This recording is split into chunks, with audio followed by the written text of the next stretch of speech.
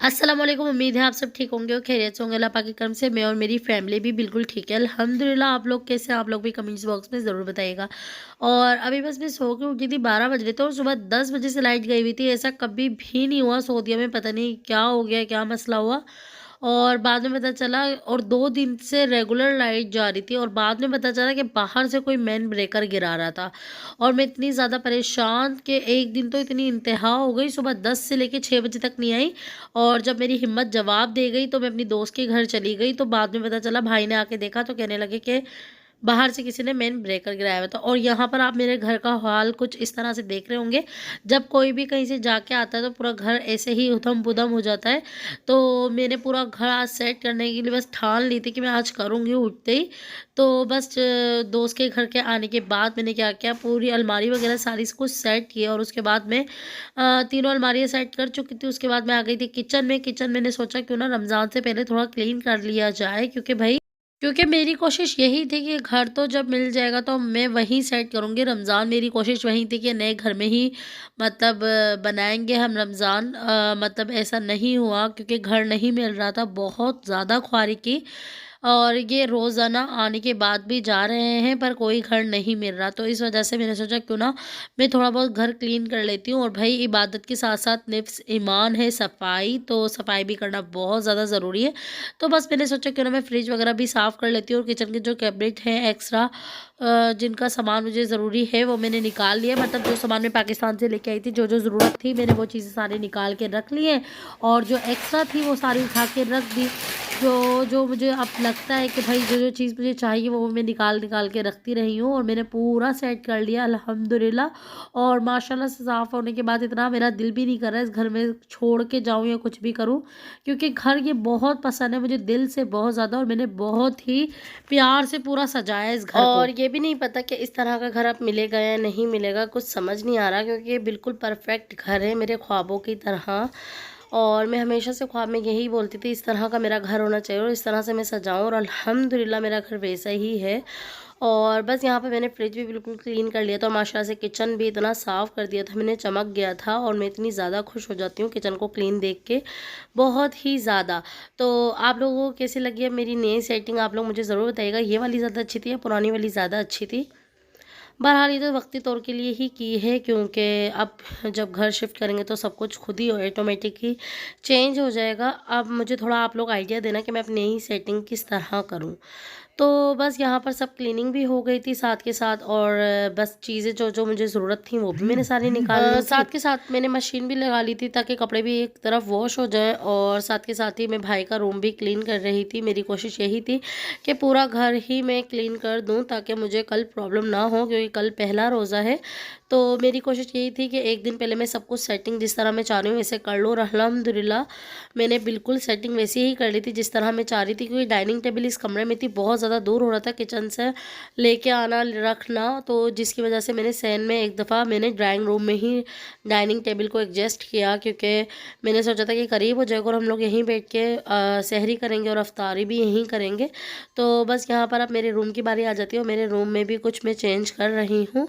तो बस यहाँ पर देखिए माशाल्लाह से सब कुछ क्लीन हो चुका था। और ये मेन डोर था, आज मैंने बिल्कुल मेन डोर की तरफ से भी जो मेरा सहन था वो सारा जो बाहर का एरिया था आज वो भी क्लीन किया, क्योंकि इतना ज़्यादा गंदा हो रहा था। मैंने सोचा क्यों ना मैं आज वो भी क्लीन कर देती हूँ। और बिल्कुल यहाँ से भी मैंने क्लीन कर दिया था।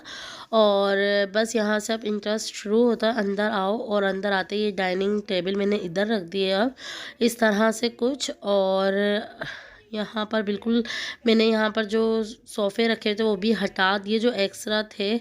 और बस यहाँ पर ये स्टोर में सारा जो इतना भी कबाड़ था मैंने सारा कुछ यहाँ डाल दिया, क्योंकि पूरा घर बिखर रहा था। मैंने सोचा क्यों ना मैं थोड़ा बहुत तो साफ़ कर लूँ रमज़ान के लिए। तो बस यहाँ पर अब मैंने रूम भी बिल्कुल क्लीन कर लिया था और मैंने इस तरह से सेटिंग कर लिया। अब आप लोगों को कैसी लगी आप लोग भी कमेंट्स बॉक्स में ज़रूर बताइएगा। और यहाँ पर मेरी आवाज़ इतनी ज़्यादा ख़राब हो रही है, इसको थोड़ा इग्नोर कीजिएगा, क्योंकि मेरा गला इतना ज़्यादा ख़राब हो रहा है जिसकी वजह से मेरी आवाज़ भी सही नहीं हो रही है।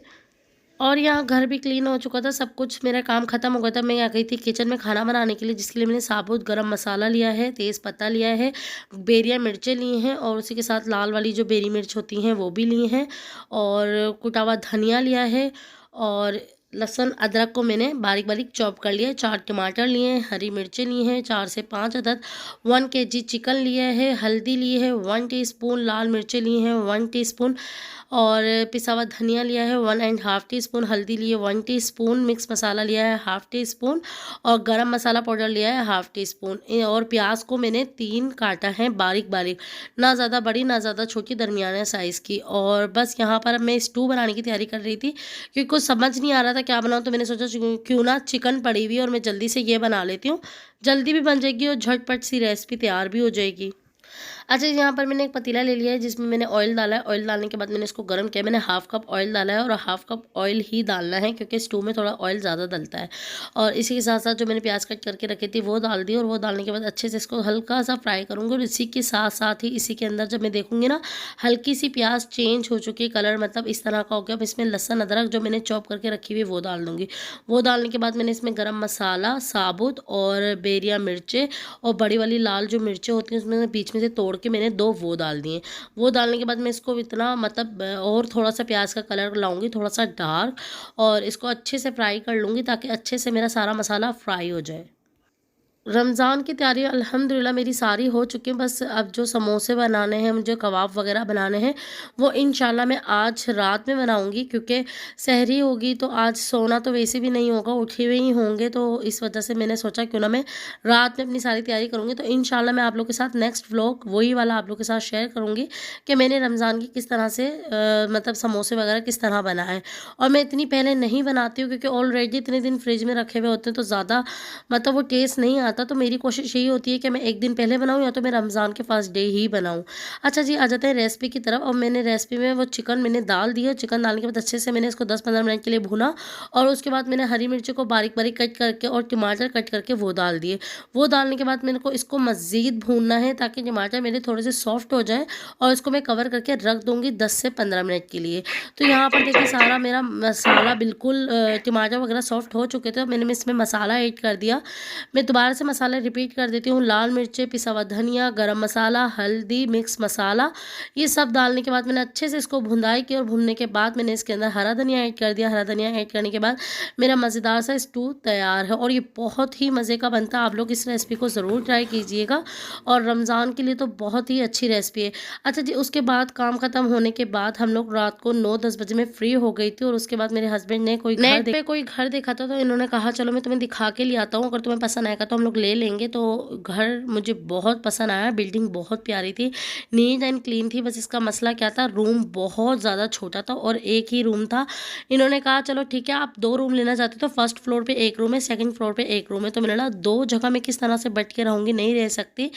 तो मैं आपको घर दिखाती हूँ। मुझे बहुत ही पसंद आया था और एरिया भी बहुत ज़्यादा अच्छा था और बस जिसकी वजह से मैंने ये भी छोड़ दिया। किचन भी बहुत छोटा था फिर भी मैं एग्री हो गई, चलें कोई बात नहीं मैं एडजस्ट कर लूँगी। वॉशरूम भी ठीक था। मतलब मेरे इस तरह घर की तरह तो नहीं था, बस ठीक था, सो था। पर कमरा देखें ये है और इतना सा, तो मैंने ना गुजारा नहीं होगा, तो जिसकी वजह से हम लोगों ने मना कर दिया। उसके बाद इसने सेकंड रूम दिखाया, सेकंड घर दिखाया, छत पे था ये। तो मतलब रूम भी बड़ा था, अच्छा था, मतलब घर बहुत ज़्यादा गंदा था जिसकी वजह से मैंने मना कर दिया कि नहीं भाई मैं थोड़ा और सब्र कर लूँगी, हम लोग क्या पता और मज़ीद थोड़ा ढूँढेंगे तो अच्छा मिल जाएगा। आप लोग घर की कंडीशन देख सकते हैं किस तरह की है, तो इस वजह से मैंने मना कर दिया कि ये भी नहीं लेना। अच्छा जी, यहाँ पर मैं करती हूँ वीडियो का एंड। मिलती हूँ नेक्स्ट वीडियो में, जब तक के लिए अल्लाह हाफिज़। अगर मेरे चैनल को सब्सक्राइब नहीं किया तो सब्सक्राइब कर दीजिएगा और जाते जाते आप तमाम लोगों को रमज़ानुल मुबारक की बहुत बहुत मुबारक हो।